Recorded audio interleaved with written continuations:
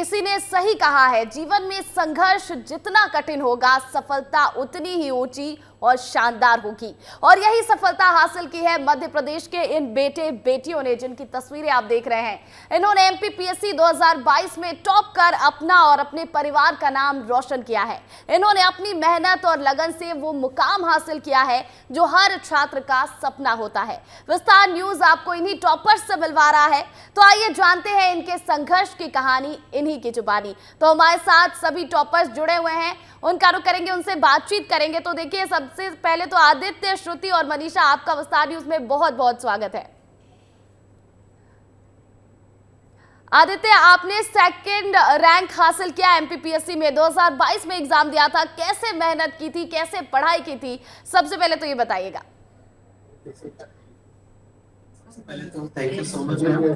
और रही बात तैयारी की, काफी पेशेंस वाली तैयारी होती है, लंबा समय भी लग सकता है। अगर मैं अपनी बात मैं प्रिपेयर कर रहा हूँ और कई बार निराशा भी हाथ लगी है। 18 और 20 में मेरा प्रीलिम्स क्वालिफाई नहीं हुआ था, पर उसके बाद जो आपकी निरंतर कंसिस्टेंसी है, जो आपका अपने आप पर सेल्फ बिलीफ है और जो आपका निकटतम सपोर्ट सिस्टम है जो आपको फैमिली और फ्रेंड्स से प्राप्त होता है, वो बहुत अहम रोल निभाता है। तो वो मेरे लिए भी मेन फैक्टर रहा। और 19, 21 और 22 में मेरे इंटरव्यू कॉल था। 19 में अनफॉर्चुनेटली मेरा सिलेक्शन नहीं हुआ था। 21 में सहकारी संघ शिक्षक के पद पर चयन हुआ और फाइनली 22 में मेरा सेकंड रैंक। तो इसके लिए मैं अपने परिवार को धन्यवाद देना चाहता हूँ, मेरे सभी फ्रेंड्स जिन्होंने मेरी हेल्प की उनको धन्यवाद देना चाहता हूँ और अपने गुरुजनों को थैंक यू देना चाहता हूँ। ठीक है आदित्य, बहुत मेहनत की आपने इसके लिए और देखिए रिजल्ट भी आपको मिला है। श्रुति भी हमारे साथ जुड़ी हुई है। श्रुति, आपकी बहुत खूबसूरत तस्वीर निकलकर सामने आई थी जब आपने टॉप किया, 21st रैंक हासिल किया आपने और आपको बहुत सारी मालाएं पहनाई गई थी। तो बहुत खुश हैं आपके दोस्त और परिवार वाले, आप कितनी खुश हैं? Thank you ma'am. मुझे भी बहुत खुशी हुई है कि मुझे मौका मिला कि मैं अपने माता पिता को और अपने फ्रेंड्स को गौरवान्वित कर सकूं। मैम, मैंने अपनी प्रिपरेशन 2019 में शुरू की थी और ये 22 का मेरा थर्ड इंटरव्यू रहा है और ये तीसरे बार में मेरा सिलेक्शन सुनिश्चित हो पाया है। और मुझे लगता है कि मैम पेशेंस, कंसिस्टेंसी और हार्डवर्क के साथ आप कोई भी सफलता हासिल कर सकते हैं। बिल्कुल बिल्कुल ठीक कहा है आपने। श्रुति, हमारे साथ मनीषा भी जुड़ी हुई है, उनसे जानने की कोशिश करेंगे कि उनके लिए क्या रहा, कि किस तरह से मेहनत उन्होंने की और जब वो टॉप हुई, जब वो पास कर गई एमपीपीएससी, तो कैसा लग रहा है? आप यकीन कर पा रही हैं कि आपकी मेहनत रंग ला गई है आखिरकार? जी मैम, डेफिनेटली। मैंने 2019 से प्रिपरेशन स्टार्ट करी थी और उसके बाद मेरा कंटिन्यू मैंने इंटरव्यू भी दिया और ये तीसरा इंटरव्यू रहा है। और फाइनली जो है मेरी हार्डवर्क जो है मेरी फाइनली वो सब मेहनत जो है वो सफल हुई है।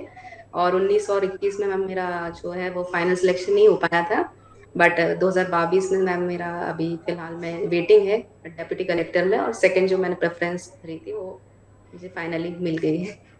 तो फाइनली आपने क्लियर कर लिया और बहुत खुश हैं आप भी और आपके परिवार वाले भी, हम श्योर बहुत खुश होंगे। आदित्य, मैं आपसे जानना चाहती हूँ, देखिए टाइम मैनेजमेंट बहुत बड़ा फैक्टर होता है क्योंकि आपने सेकंड टॉप किया है, टाइम बहुत दिया होगा आपने पढ़ाई पर और जो बाकी चीज़ें हैं उस पर कम टाइम दिया होगा, चाहे वो सोना हो, चाहे मोबाइल फ़ोन यूज़ करना हो, क्योंकि डिजिटल ज़माना है, अभी सब लोग सोशल मीडिया पर बहुत एक्टिव रहते हैं। तो टाइम कैसे मैनेज किया आपने? टाइम मैनेजमेंट का सबसे लॉग नहीं होना चाहिए। अगर आप 8 से 9 घंटे कंसिस्टेंटली पढ़ाई करते हैं तो आपको बहुत ज्यादा बर्डन नहीं आता है, ना ज्यादा पढ़ने का ना कम पढ़ने का। और अगर आप कहीं मिस कर देते हैं तो अगले दिन आप 12 घंटे पढ़कर उसको कवर कर सकते हैं। तो टाइम मैनेजमेंट आप ऐसे कर सकते हैं। बाकी दूसरी जो गतिविधियां हैं, जो डाइवर्जन है, ऐसा नहीं है मैं उनसे बहुत ज्यादा दूर रहा हूँ, लेकिन अगर आप उनको डाइवर्जन ना बना के अपनी तैयारी में हेल्पफुल बना सकें, जैसे अगर आप सोशल मीडिया चला रहे हैं तो आप मध्य प्रदेश जनसंपर्क, CID इत्यादि वेबसाइट का पालन करें, उनको रेगुलर चेक करते रहें। आजादी का अमृत महोत्सव एक बहुत अच्छी वेबसाइट है। इन सभी चीजों को आप अगर रेगुलर फॉलो करते हैं तो आपकी जानकारी भी बढ़ती है और आपका जो सोशल मीडिया का बिल्कुल टाइम मैनेजमेंट बहुत जरूरी हो जाता है। दीपिका हमारे साथ जुड़ गई। दीपिका, सबसे पहले तो कॉन्ग्रेचुलेशंस, टॉप किया आपने एमपीपीएससी 2022 में, कैसा लग रहा है टॉपर बनके? बहुत बहुत धन्यवाद मैडम आपका। इसकी खुशी तो मैं कैसे बयां करूं। आज मुझे जो खुशी मैं इतने बरसों से जिसका इंतज़ार कर रही थी, फाइनली आज मुझे मिल गई है वो।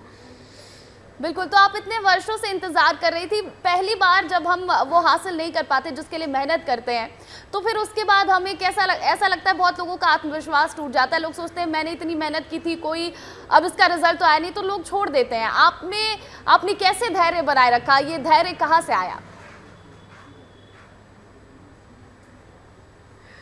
मैम, ये धैर्य तो मुझे मेरी फैमिली से ही मिला है। मेरे फैमिली ने मुझे बहुत मोटिवेट किया है, हमेशा उनका सपोर्ट रहा है। मैंने 4 फेल्योर देखे हैं अपने, चारों फेल्योर में मुझे हमेशा लो फील होता था। मेरे पेरेंट्स हमेशा सपोर्ट के तौर पे खड़े रहते थे और कहते थे कि आज नहीं कल हो जाएगा, होना तो आपका निश्चित है बेटा, तो होके रहेगा, इसलिए आप निरंतर मेहनत करिए। बस उन्हीं का मोटिवेशन था कि मैं आज यहाँ पहुँच पाई हूँ। बिल्कुल, लेकिन एक लंबा इंतजार किया है, आप सभी ने लंबा इंतजार किया। दीपिका, मैं आपसे ही पहले जानना चाहती हूँ, 2022 में एग्जाम दिया आपने और अब 2025 में ये रिजल्ट निकल कर सामने आए, ये लंबा इंतजार कैसा लगता है? क्या चलता रहता है दिमाग में कि क्या क्लियर हो पाएगा, नहीं हो पाएगा, कहीं पिछली बार की तरह तो नहीं हो जाएगा? जी मैम, ये चीज़ें, ये तो ऐसी सिचुएशन है कि आपको हर दिन पढ़ाई के लिए बुक खोलने से पहले एक बार इस पे सोच के आपके दिमाग को कंट्रोल करना पड़ता था कि क्या वही परिणाम आएगा जो मैं 4 बार से देख रही थी, या कुछ इस बार नया होने वाला है। ये हर्डल्स रहे हैं मैम, इसको मतलब मैनेज करना भी एक बहुत बड़ा टास्क रहा है मेरे लिए। बट सभी पेरेंट्स का, दोस्तों का सपोर्ट रहा, जिन्होंने मुझे पॉजिटिव सोचने के लिए बहुत प्रेरित किया और उन्होंने हमेशा हेल्प करी। तो वो कहीं ना कहीं मुझे तुरंत उस चीज़ से, कि अगर मैं नकारात्मक कुछ सोचती भी थी तो तुरंत उससे शिफ्ट होकर मैं कुछ अच्छा सोच के और फिर अपनी तैयारी में लग जाती थी। बहुत बढ़िया। दीपिका, आप लोगों के सपोर्ट की बात करें, मैं श्रुति से भी जानना चाहती हूँ। श्रुति, बहुत मेहनत की आप लोगों ने, लंबा इंतजार किया इस रिजल्ट के लिए, लेकिन सपोर्ट किसका मिला है सबसे ज्यादा और अब फैमिली कितनी ज्यादा खुश है? जी मैम, मुझे सबसे ज़्यादा सपोर्ट मेरे माता पिता और भाई बहन का ही रहा है। इससे पहले सफलता मुझे नहीं मिल पाई थी, पर उनका हमेशा से यही कहना था कि आप मेहनत पर फोकस कीजिए, रिजल्ट आपको आगे कभी ना कभी तो मिलेगा, तो आप मेहनत करते जाइए और रिजल्ट आपको फिर मिल ही जाएगा। उन्हीं की वजह से इतने पेशेंस के साथ, कंसिस्टेंसी के साथ मैं प्रिपरेशन कर पाई हूँ, उन्हीं के सपोर्ट की वजह से। ठीक है श्रुति, फिर आगे आपसे भी बात करूंगी, लेकिन मनीषा भी जुड़ी है। मनीषा, आपने बताया था कि 2 बार भी इसके पहले आपने एग्जाम दिया था, लेकिन इस बार आप एग्जाम में क्लियर हो गई हैं, कैसा लग रहा है ये तो हमने जान लिया, लेकिन मैं ये अब जानना चाहती हूँ कि लोगों में धैर्य बहुत रखना मुश्किल हो जाता है जब आप एक बार एग्जाम देते। कभी ऐसा नहीं लगा कि अब तैयारी छोड़ देती हूँ, मैं कुछ और कर लेती हूँ, ये नहीं हो पाएगा, या फिर एग्जाम दे दिया तो अभी रिजल्ट नहीं आ रहा है, मैं छोड़ देती हूँ, आगे निकल जाती हूँ, कुछ और कर लेती हूँ?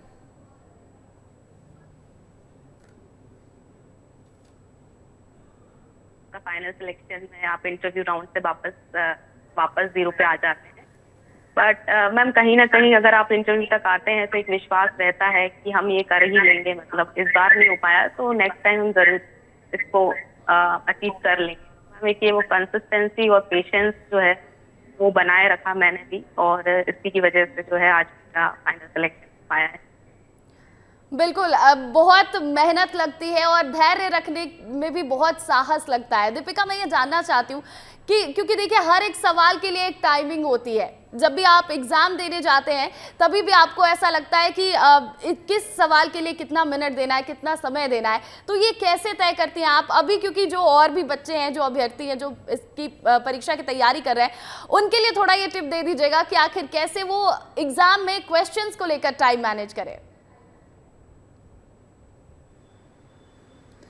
मैम, टाइम मैनेजमेंट का तो एक ही फॉर्मूला मैंने सीखा था कि आप जितनी प्रैक्टिस कर सकते हैं उतनी प्रैक्टिस कीजिए, जितना पेन चला सकते हैं उतना पेन चलाइए। मुझे जब भी टाइम मिलता था मैं लिखती थी। मैंने 4 चैप्टर पढ़े होंगे, मैं तुरंत लिखती थी। मैंने 2 चैप्टर पढ़े, मैं तुरंत लिखती थी। मतलब लिखना मेरे लिए की पॉइंट रहा है कि मैंने इतना लिखा है, मेरे पास आज भी कॉपियों के बोरे भरे हुए रखे हैं। बस आप लिखिए लिखिए लिखिए, एक दिन आप इतना बेस्ट लिखेंगे कि आपको ना टाइम की समस्या आएगी, ना कंटेंट की और ना राइटिंग की समस्या आएगी। और मेरे साथ हमेशा ये पॉजिटिव रहा था कि मैं लिखती इतना अच्छा थी कि मेरा मेंस कभी नहीं रुका। मैंने 5 अटेम्प्ट, इवन 6 और 7 अटेम्प्ट हो गए मेरे 24 तक। 7 अटेम्प्ट में मैं 6 अटेम्प्ट के सारे मेंस क्लियर की हूँ। तो लिखना मुझे लगता है कि सबसे ज्यादा जरूरी होता है अगर मेंस आपको क्लियर करना है तो। बिल्कुल, तो वो जो कहते हैं practice makes a man perfect, वही बात आप भी बता रही है दीपिका कि आप प्रैक्टिस करते रहिए, मेहनत करते रहिए।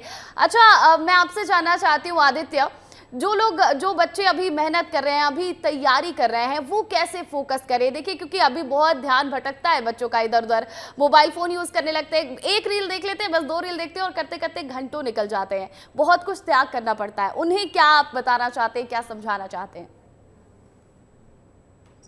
मैम उनके लिए मेरा यही मैसेज रहेगा, आपके बैक ऑफ द माइंड हमेशा एक मोटिवेशन रहना चाहिए, जो खुद के आपके प्रति ईमानदारी रहती है, अपने परिवार के प्रति जो ईमानदारी रहती है, उससे डिराइव होना चाहिए वो मोटिवेशन, ताकि आप हमेशा अपने आप को रिमाइंड करा सकें कि मैं किस उद्देश्य से पढ़ रहा हूँ या पढ़ रही हूँ, और वहीं से लेकर आप जब भी पढ़ने बैठे उसको डेली आप स्मरण करें और अपनी तैयारी करें ईमानदारी से।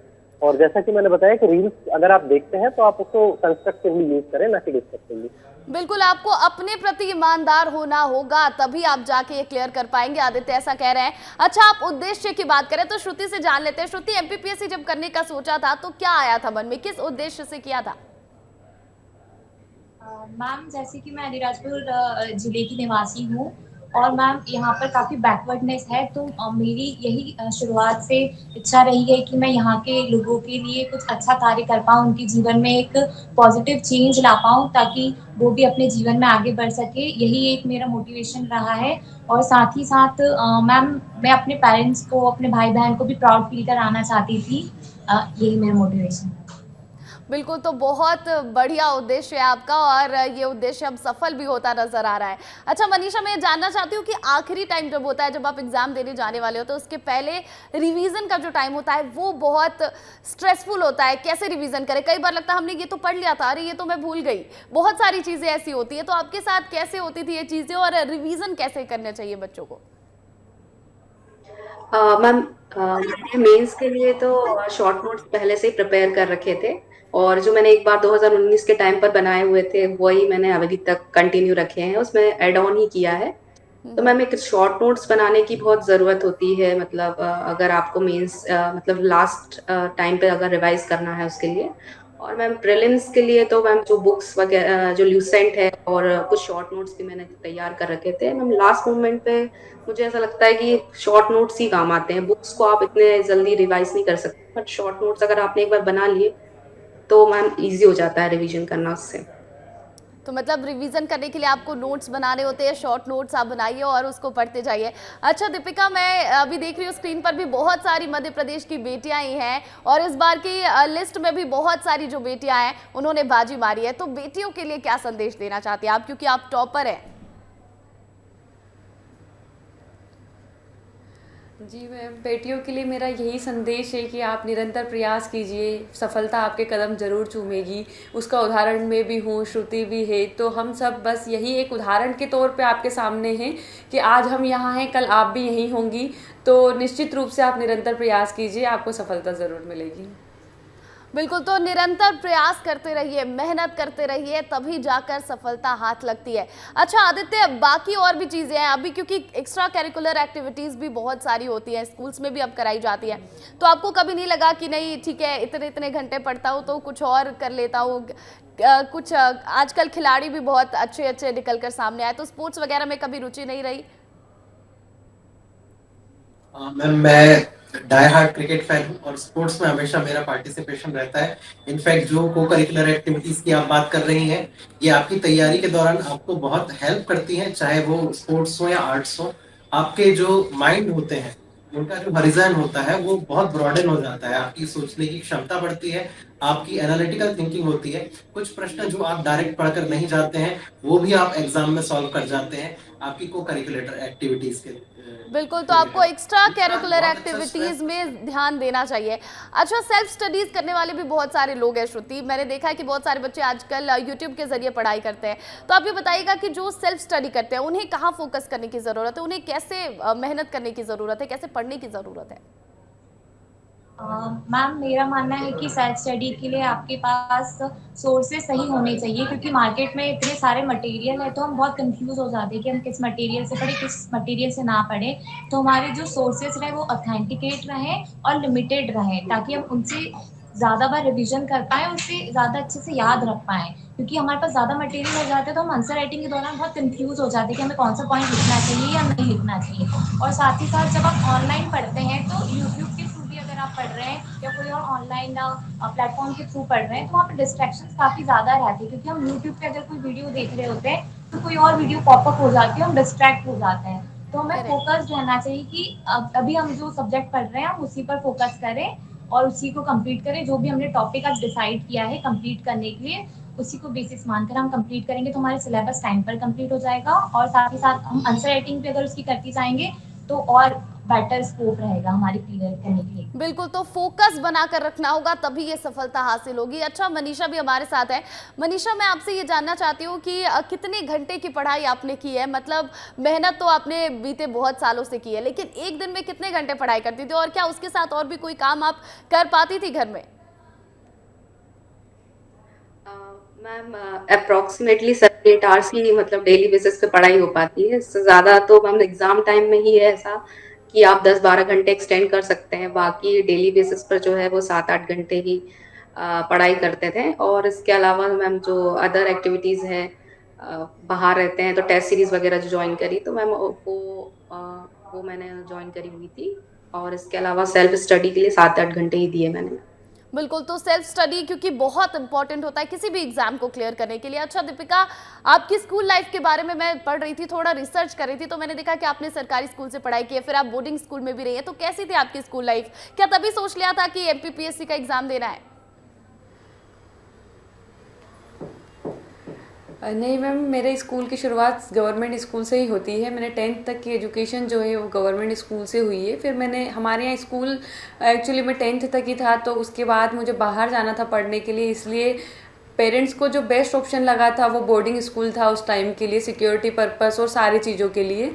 तो 2 साल मैंने वहाँ पढ़ाई की। उसके बाद जब मैं ग्रेजुएशन के दौरान जब इंदौर आई, तब मुझे सिविल सर्विसेज के बारे में पता चला। मेरे दोस्तों से मैंने सुना, मेरे दोस्त एक हॉस्टल में आके एक दोस्त बनी थी, उसका मोटिव था स्टार्टिंग से, बचपन से, कि मुझे सिविल सर्विसेज करना है। मुझे उसी ने मोटिवेट किया, उसी ने बताया कि ये ऐसा होता है।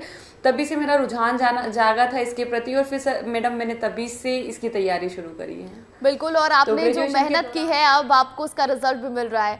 अच्छा आदित्य, मैं आपके बारे में भी पढ़ रही थी थोड़ा, तो मैंने देखा कि 2021 में सहकारिता निरीक्षक के पद पर भी आप चयनित हुए थे। तो आपने क्या मतलब किया था जॉब? क्योंकि देखिए जॉब के साथ पढ़ाई करना बहुत डिफिकल्ट हो जाता है। मैम फॉर्चुनेटली मेरी ज्वाइनिंग अभी 1 महीने पहले ही हुई है, और ये सारे एग्जाम्स पहले क्लियर हो चुके थे, केवल इंटरव्यू का रिजल्ट पेंडिंग था। तो ये मेरे लिए प्लस पॉइंट रहा कि ये जो करेंट में सारे एग्जाम्स थे, ये मैं पहले जब अपना पीक था उसी टाइम पर फेस कर चुका था। तो हालांकि चैलेंजेस रहते हैं जॉब के साथ, चूंकि प्राइवेट जॉब्स भी मैंने की हुई है, पढ़ाया है, तो हल्के बहुत चैलेंजेस रहते हैं, लेकिन आप एक बार फाउंडेशन अच्छा बना लेते हैं, अपने बेसिक्स को साउंड कर लेते हैं, तो आप किसी भी वर्क के साथ अपना पढ़ाई कर सकते हैं। करेक्ट, क्योंकि आपको फोकस होना होता है, चाहे आपको कितना भी काम करना हो, लेकिन आपको पढ़ाई से हटना नहीं है। आपने जो लक्ष्य हासिल किया, डगमगाना नहीं है, ये बहुत ज़रूरी होता है। अच्छा श्रुति, मैं आपसे ये जानना चाहती हूँ, क्योंकि आपके पापा हेल्थ डिपार्टमेंट में हैं, तो ऐसे में आपको उन्होंने कितना मोटिवेट किया गवर्नमेंट जॉब के लिए कि नहीं तुम तो पढ़ाई करो, तुम करो, तुम कर लोगी? शुरुआत में मुझे मेरे पापा ने बताया था कि एमपीपीएससी के एग्ज़ाम के बारे में। उस समय मैं स्कूल में थी, उस समय मैंने डिसाइड किया था कि मैं एमपीपीएससी की तैयारी करूँगी। जैसे ही जब मैं कॉलेज में गई, मैंने अपना कॉलेज इंदौर से किया, होल्कर साइंस कॉलेज से। वहाँ पर ज़्यादातर जो मेरे क्लासमेट्स थे या सीनियर थे, वो सभी मोस्टली एमपीपीएससी या कोई और कॉम्पिटिटिव एग्ज़ाम की प्रिपरेशन कर ही रहे थे, तो वहाँ से ही एक माहौल मिल गया था, और तभी से मैंने एक सेल्फ स्टडी करना शुरू कर दी थी। तो शुरुआती तौर पर अगर जिन्होंने मुझे प्रेरित किया है तो मेरे माता-पिता ही हैं, जिन्होंने शुरुआत से ही मुझे प्रेरित किया था एग्ज़ाम की प्रिपरेशन के लिए। बिल्कुल, पेरेंट्स का बहुत अच्छा सपोर्ट होता है जब भी आप ऐसी मेहनत कर रहे होते हैं और आपको अगर आगे जाना है। अच्छा, मैं अब जानना चाहती हूँ मनीषा से। मनीषा, आपको कितना सपोर्ट मिला है फैमिली का, और आपके पेरेंट्स क्या करते हैं? मैम मेरे पिताजी जो है वो एग्रीकल्चर डिपार्टमेंट में क्लर्क की पोस्ट पे हैं, और मेरी मम्मी हाउसवाइफ हैं। और मैम स्टार्टिंग से लेके अभी तक मेरे पेरेंट्स का ही एक साथ रहा है। बाकी अदर तो फैमिली मेंबर्स जो है वो हमेशा से बोलते आए हैं कि इतना क्यों पढ़ाना है, लड़की है, शादी कर दीजिए जल्दी इनकी। बट मेरे माँ बाप ने, मेरे पिताजी ने मतलब काफ़ी पेशेंस रखा, उन्होंने भी काफ़ी पेशेंस रखा। जब मेरा 19 में नहीं हुआ, 21 में नहीं हुआ, बट फिर भी एक उनका एक भरोसा था कि सिलेक्शन हो ही जाएगा, फाइनल लिस्ट में नाम आएगा, आज नहीं तो कल आएगा। और मैम डेफिनेटली इस बार मेरा फाइनल सिलेक्शन हो गया। अच्छा, आपने पढ़ाई वगैरह कहाँ से की, इसके बारे में भी थोड़ा बताइएगा मनीषा। मैम मैं एक्चुअली मेरे पिताजी की जो जॉब है वो सागर में है और मैं प्रॉपर सागर की ही रहने वाली हूँ। बाकी मेरा जो जन्म है वो निवाड़ी का है और जो मेरी स्कूलिंग भी है वो सागर से ही है, वात्सल्य सीनियर सेकेंडरी सागर से स्कूल से। तो मतलब आप चारों ने वो मुकाम हासिल कर लिया है जो अधिकतर छात्र करना चाहते हैं, लेकिन कहीं ना कहीं इस भीड़ में खो जाते हैं, वो अपनी आइडेंटिटी और खुद को नहीं पहचान पाते, लेकिन आप चारों ने वो कर दिखाया है और आप सभी को बहुत बहुत बधाई। अच्छा दीपिका, मुझे ये बताइएगा कि कितना मुश्किल हो जाता है, क्योंकि आपने 4-5 अटेम्प्ट पहले भी दिए हैं, तो कितना मुश्किल हो जाता है कि मतलब एक लंबा इंतज़ार आप उस चीज़ के लिए करो कि आपने बहुत मेहनत की है, फिर भी आप क्लियर नहीं कर पा रहे एग्ज़ाम, उसके बाद एक लंबा इंतज़ार रिजल्ट के लिए, तो बीच में मन आया कि कुछ और कर लेते हैं जब तक रिजल्ट नहीं आ रहा है, तो क्या करती हैं फिलहाल आप?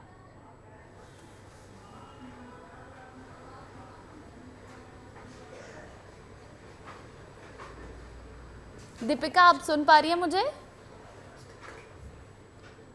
दीपिका तक हमारी आवाज नहीं पहुंच पा रही है, फिर से उनसे जुड़ने की कोशिश करेंगे। बाकी के जो टॉपर्स हैं वो हमारे साथ मौजूद हैं। आदित्य का रुख करती हूँ मैं। आदित्य, आपसे जानती हूँ कि आप ये बताइए कि जो मेहनत होती है वो बहुत की आपने बहुत स्टार्टिंग के 2 एग्जाम्स जो आपने दिए थे वो क्लियर नहीं कर पाए थे, फिर बाद में आपने बहुत सारे एग्जाम्स दिए और आपने क्लियर किया है, तो अब आगे क्या करना है? क्योंकि अब तो आप टॉप कर गए, अब रिजल्ट आ गया, अब किस तरह से काम करेंगे और जो उद्देश्य है उसे किस तरह से पूरा करेंगे? मैम मैं ग्रामीण परिवेश से आता हूँ, मेरा जो जीवन है वो मेरे पिता किसान रहे हैं और मैंने वो ग्रामीण परिवेश देखा है और मेरी जो एजुकेशन है वो नवोदय विद्यालय में हुई है। हम लोग काफी सामाजिक समरसता के साथ रहे हैं, तो मैंने जो एक समाज से जुड़ने की मेरी क्षमता है उसको मैं यूटिलाइज करना चाहूंगा और मैं चाहूंगा कि जितना जुड़कर ग्राउंड लेवल पर कार्य कर सकता हूँ उतना बेहतर मैं करूँ। और जो बिल्कुल बिल्कुल, बहुत बड़ी बात कही, अपने समाज से जुड़कर काम करने की कोशिश करेंगे। दीपिका जुड़ी हुई है हमारे साथ।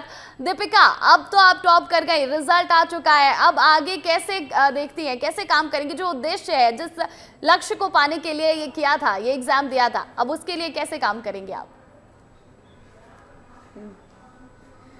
जी मैम, मेरा यही उद्देश्य है कि मैं ग्राउंड लेवल पर जाकर ज़्यादा से ज़्यादा लोगों से जुड़कर अपना काम करूं, समाज को सर्व करूं, समाज के लिए जो मैं कर सकती हूँ वो सारी चीज़ें करने का मैं प्रयास करूंगी। बिल्कुल, देखिए आप चारों ने खूब मेहनत की है और उसका रिजल्ट भी आप चारों को मिल चुका है। एक बार फिर से विस्तार न्यूज़ की तरफ से आप सभी को बहुत बहुत बधाई और आपके परिवार वालों को भी बहुत बहुत बधाई।